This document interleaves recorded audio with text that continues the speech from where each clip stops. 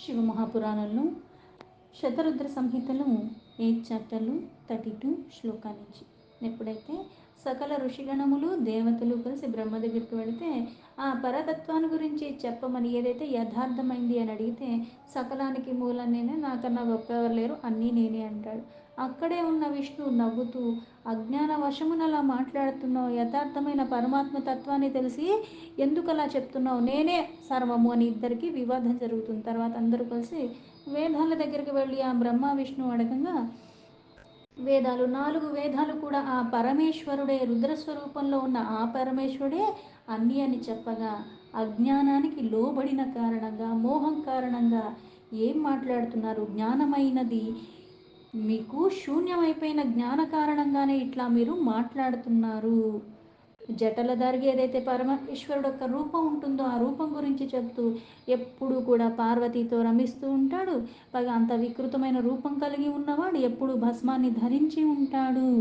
పైగా దిగంబరుడు, భూతప్రేతాలతో తిరుగుతూ ఉంటాడు.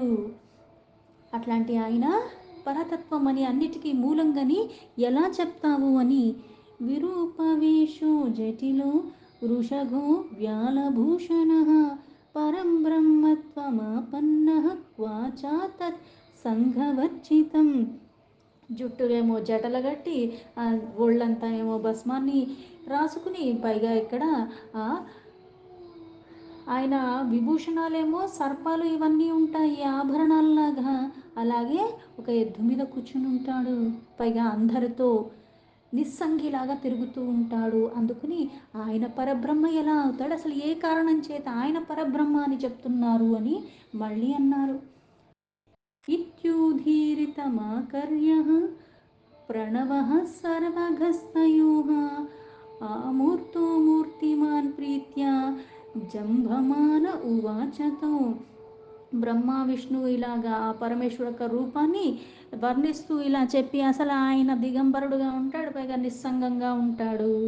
అలాంటి ఆయన పరమమని ఎలా చెప్తారా అని వేదాలను అడగటం. అదే సమయంలో ఈ ఇద్దరు ఇలా మాట్లాడుకుంటూ ఆ వేదాలతో ఇలా చర్చించుకుంటున్నప్పుడు కూడా ఇవన్నీ విన్న తర్వాత సర్వవ్యాపి నిరాకారమైన ఆ ప్రణవము ఒక మూర్తి రూపంలో అక్కడ ప్రకటింపబడ్డాడు. ఇంతకు ముందు అధ్యాయంలో ఏదైతే ప్రణవం అంటే పరమాత్మ, ఈ ప్రణవం ఎలా అయితే శబ్ద రూపంలో ఉంటుంది, అయితే సర్వంతర్యామి సర్వవ్యాపిగా ఉన్న పరమాత్మ ఇక్కడ మళ్ళీ స్థూల ప్రణవము సూక్ష్మ ప్రణవము అని చెప్పారు. ఆ ప్రణవమే ఎలా అయితే ఓంకారంలో ఉన్నది ఒక రకంగా, అలాగే స్థూల రూపం ధరించింది ఓం నమ శివాయ అని చెప్పారు. మళ్ళీ ప్రణవం అంటే ఏంటి, పరమాత్మ. అందుకే మనం ఏ అష్టోత్తర శతనామాలు ఇవన్నీ ఏవి చదివినా ముందు ఓంకారాన్ని పడతాం, మధ్యలో నామం ఉంటుంది, చివర నమః అంటాం. అంటే ఈ ఓంకార రూపమైన పరమాత్మ ఈ ఆకారంలో ఉన్నాడు, ఆయనకి నేను నమస్కరిస్తున్నాను అన్న భావనలో. అందుకే ఆ ప్రణవమే మూర్తి రూపంలో అక్కడ ప్రకటింపబడి అప్పుడు వాళ్ళిద్దరితో ఇలా మాట్లాడుతున్నాడు. ప్రణవ ఉవాచ నహీషు భగవాన్ శక్త్యా ఆత్మనో వ్యతిరిక్తయా కదాచిద్రమతే రుద్రో లీలారూపధరోహరః. ఆ ప్రణవం ఈ బ్రహ్మ విష్ణువులతో ఇలా లీలారూపధారి, విచిత్రమైనవి లీలలు చేస్తున్న ఆ పరమాత్మ లీలల రూపంలో అక్కడ ఒక రూపంలో ప్రకటితమై కొన్ని కార్యాలు చేస్తున్నట్టుగా, కొన్ని వాటికి సంపర్కంలో ఉన్నట్టుగా, ఒకసారి మాయకి లోబడినట్టుగా కనపస్తాడు. ఇది లీలలు చేస్తున్నాడు. అటువంటి పరమాత్మ అయిన రుద్రుడే ఆ శక్తికి ఎప్పుడూ కలిసే ఉంటాడు. అందుకే శివశక్తైక యుక్త, ఆ శివశక్తైక యుక్తగా అవ్యక్తంలో ఉండి మళ్ళీ వ్యక్తమవుతూ ఉన్నాడు. అందుకే ఆ శక్తి లేకుండా సరే ఎక్కడా ఉండడు. ఎందుకు, ఆ సమర్థత అన్నది శక్తితోనే వస్తుంది కాబట్టి ఎప్పుడూ ఆ శక్తియుక్తంగానే ఉంటాడు. అసౌ హి పరమేశానః స్వయం జ్యోతిః సనాతనః ఆనందరూపా తస్యేషా శక్తిర్నాగంతుకీ శివ. ఆ పరమేశ్వరుడైన శివుడు సనాతనుడు అంటే ఎప్పటి నుంచో ఉంటున్నవాడు పరమాత్మ, స్వయంగా జ్యోతి రూపంలో ఉన్నాడు. అందుకే ఆ పరమేశ్వరుడు ఇక్కడ శక్తియుక్తంగానే ఉంటాడు. ఆ శక్తి ఆధీనంలో ఉంటాడు. జ్యోతి ఉన్నదంటే వెలుగున్నది, ఆ వెలుగు ఎక్కడి నుంచి వచ్చింది, శక్తి కారణంగా వచ్చింది. అందుకని శక్తి ఆధీనంలో ఉంటాడు పరమేశ్వరుడు. అందుకే నిత్యుడు సత్యుడు, పైగా ఇద్దరూ ఒక్కటే, విడదీయటానికి వేరు కాదు. శక్తి లేకుండా అక్కడ ఏమీ చెయ్యలేనట్టుగా ఉంటాడు. అందుకే ఇద్దరూ వేరు కాదు, ఇద్దరూ ఒక్కటే, శక్తియుక్తంగానే ఎప్పుడూ ఉంటాడు అని చెప్పాడు. నందీశ్వర ఉవాచ ఇత్యేవముక్తోऽపి తథా విధిర్విష్ణుశ్చ వై తథా నా జ్ఞానమాగమన్నాసం శ్రీకంఠస్యేవ మాయయా. మళ్ళీ నందీశ్వరుడు ఇలా చెప్తున్నాడు.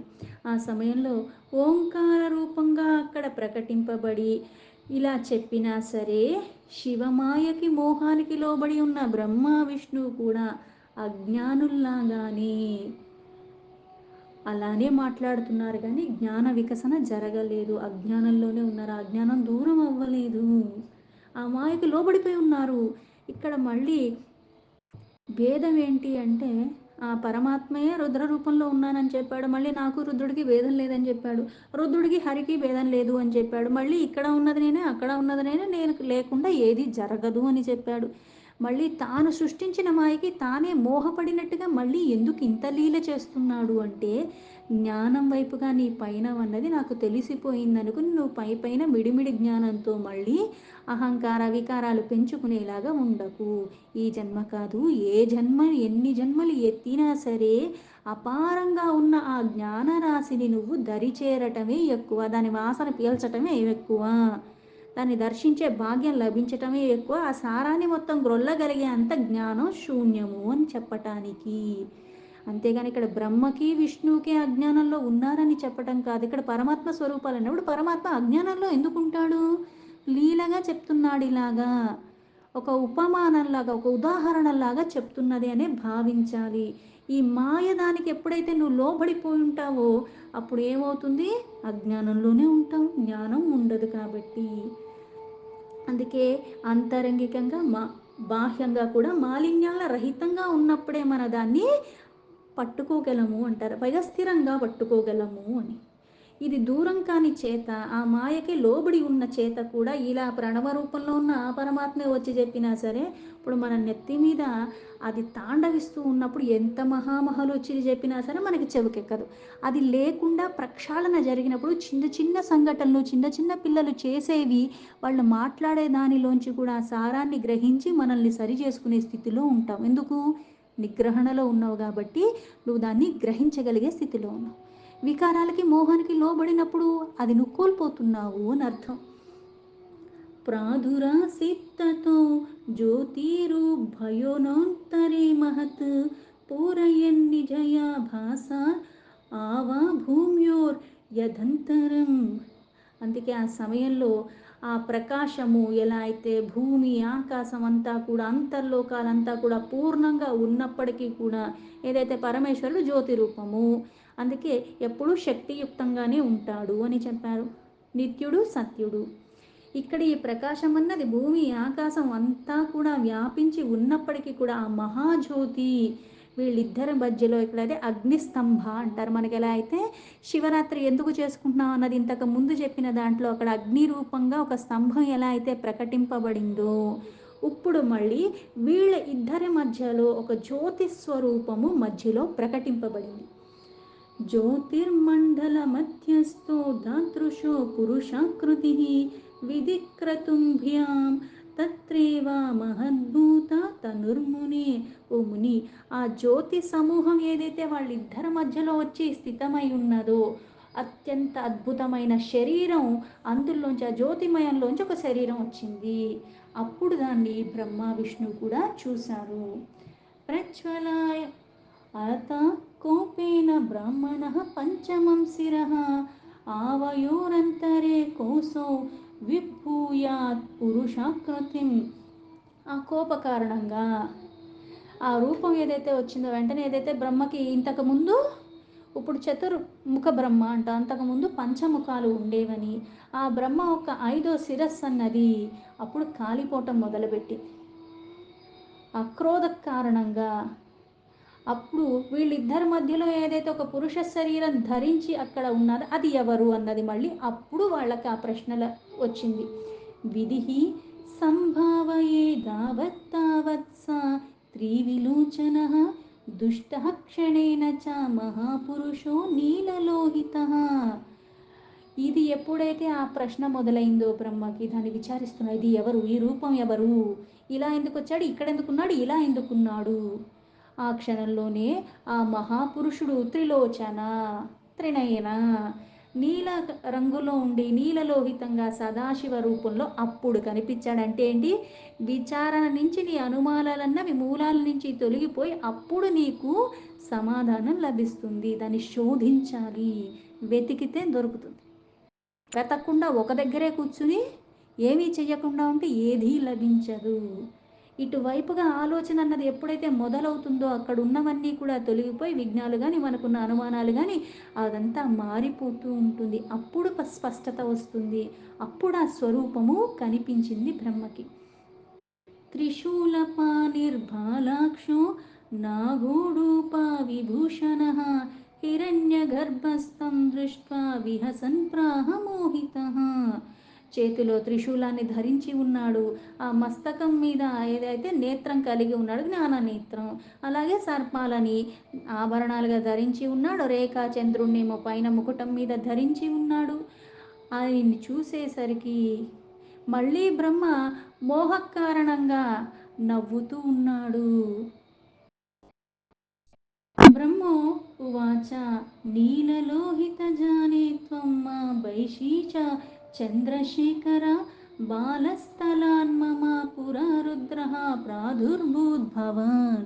బ్రహ్మ మళ్ళీ ఆ రూపాన్ని చూసి, ఓ నీలలోహిత చంద్రశేఖర, నాకు నువ్వు తెలుసు, అయితే భయపడకు. పూర్వ సమయంలో నా లలాటం నుంచే ఏడుస్తూ ఉత్పత్తి చెందినవాడివి నువ్వు అన్నాడు.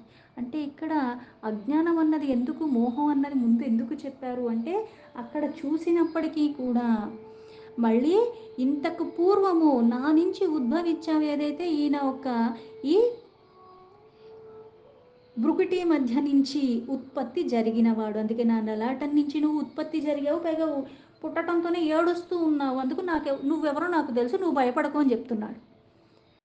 రోధన రుద్రనామాపి యోచితోసి మయా పుర మామేవ శరణం యాహి పుత్రరక్షాం కరోమి తే.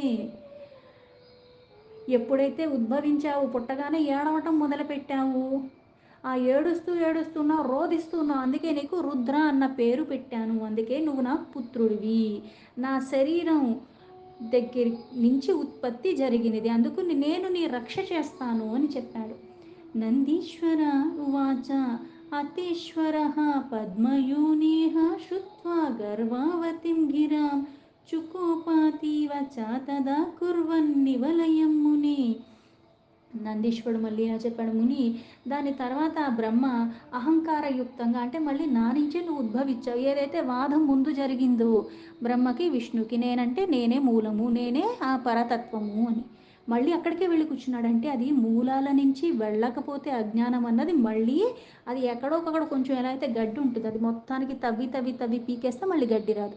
దాన్ని మళ్ళీ పెరగనీయకుండా ఎప్పటికప్పుడు ఆ మట్టిని మనం చూసుకుంటూ ఉండాలి.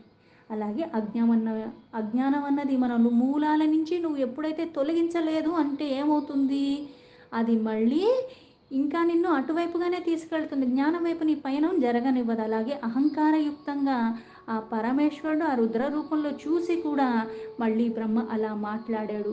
బ్రహ్మ ఎప్పుడైతే అలా మాట్లాడాడో ఆ పరమేశ్వరుడికి కోపం వచ్చింది. ఆ సమయంలో అక్కడ మళ్ళీ ప్రళయం వచ్చింది అన్నట్టుగా అంత రౌద్ర రూపంలో ఉన్నాడు. సాకోపతః సముత్పాద్య పురుషం భైరవం క్వచిత్ ప్రజ్వలంతం సమూహస ప్రీత్యా చ పరమేశ్వరః. ఆ సమయంలో ఆ పరమేశ్వరుడు ఆ కోపం ద్వారా ఆ తేజస్సు ఇంకా ఇంకా ఎక్కువైపోతుంది, ఇంకా ఇంకా పెరిగిపోతుంది, అది భరించడానికి వీల్లేనట్టుగా ఉన్నది. అప్పుడు భైరవ అన్న పురుషుడు అక్కడి నుంచి ఉత్పన్నం జరిగాడు. ఆ ఉత్పన్నం జరిగి మళ్ళీ ఆ భైరవుడు మాట్లాడుతున్నాడు.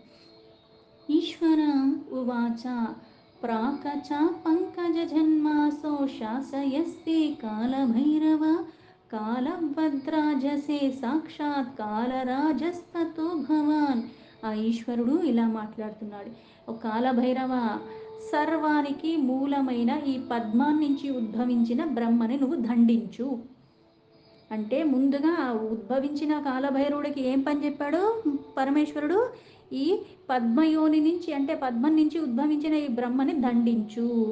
నువ్వు సాక్షాత్తు కాలానికి ఒక రూపానివి, అందుకుని ఈ ఈ పేరుతోనే నువ్వు విఖ్యాతి చెందుతావు, కాలానికి నువ్వు అధిపతిగా ఉంటావు. అందుకే కాల భైరవ. విశ్వం భక్తుర్ సమర్థోసి భరణాద్ భైరవ స్మృత త్వత్తో భేషయతి కాలోపి తతస్వం కాల భైరవ. ఈ సంసార పాలనలో సర్వత్రా కూడా సమర్థత కలిగి ఉన్నవాడివి నువ్వు. ఆ భారణని పోషణని చేసేవాడివి నువ్వు. అందుకే నిన్ను భైరవ అంటే భరించేవాడివి, భైరవ అని నువ్వు పిలవబడతావు. నిన్ను చూసే కాలం కూడా భయపడుతుంది, అందుకే నువ్వు కాల భైరవ అని ఇప్పటి నుంచి పిలవబడతావు అని ఆ పరమేశ్వరుడు చెప్పాడు. ఆమర్దయిష్యతి భావన్ దృష్టో దుష్టాత్మనో యతః ఆమర్ద్రక ఇతి ఖ్యాతిం తతః సర్వత్ర యాస్యసి. నువ్వు ఇక్కడ దుష్టాత్మాల్ని మదిస్తావు, అందుకే సర్వత్రా. అక్కడ నువ్వు ఆమర్ధక అన్న పేరుతో కూడా అంటే మధించేవాడివి, అందుకని ఆ పేరుతో కూడా నువ్వు విశ్వవ్యాప్యంగా అవుతావు. అంటే ఆ పేరుతో కూడా పిలువబడతావు, ప్రసిద్ధి చెందుతావు, దుష్టుల్ని మదిస్తూ ఉంటావు. యతః పాపాని భక్తానాం భక్షయిష్యసి తత్క్షణాత్ పాపభక్షణం ఇత్యేవ తవ నామ భవిష్యతి.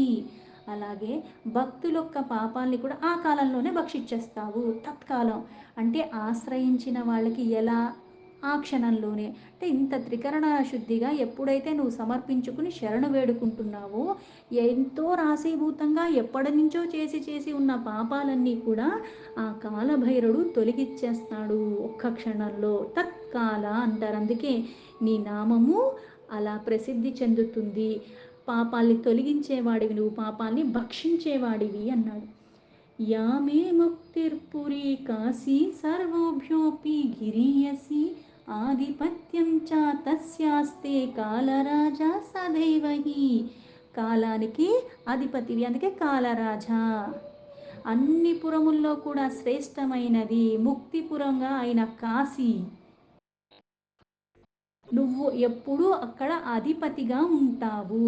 అంటే కాశీలో అధిపతిగా ఉన్నవాడు ఎవరు? కాలభైరవుడు. అందుకు నేను సదా అక్కడే ఉంటావు, పైగా నీకు అది ఆధిపత్యాన్ని ఇస్తున్నానంటే ఇక్కడ తన రూపమే ఇక్కడ ఉంది. అంటే అక్కడ కాశీలో ఆ పరమాత్మ ఏమని పిలువబడతాడు? కాలభైరవ అన్న నామంతో పిలువబడతాడు.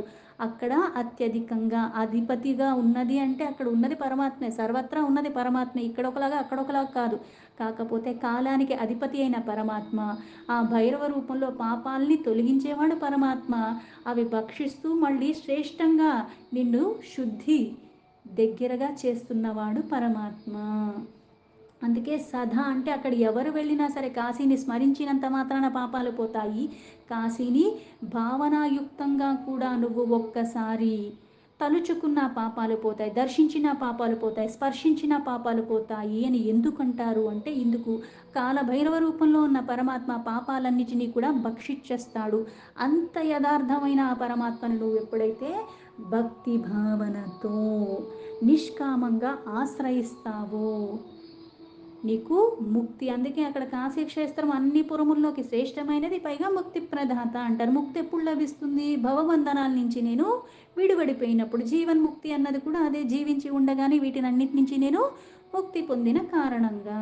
అందుకుని అధిపతిగా సదా ఎప్పుడు కాశీలో ఉంటున్నాడు పరమాత్మ కాల భైరవ నామంతో అని చెప్పాను.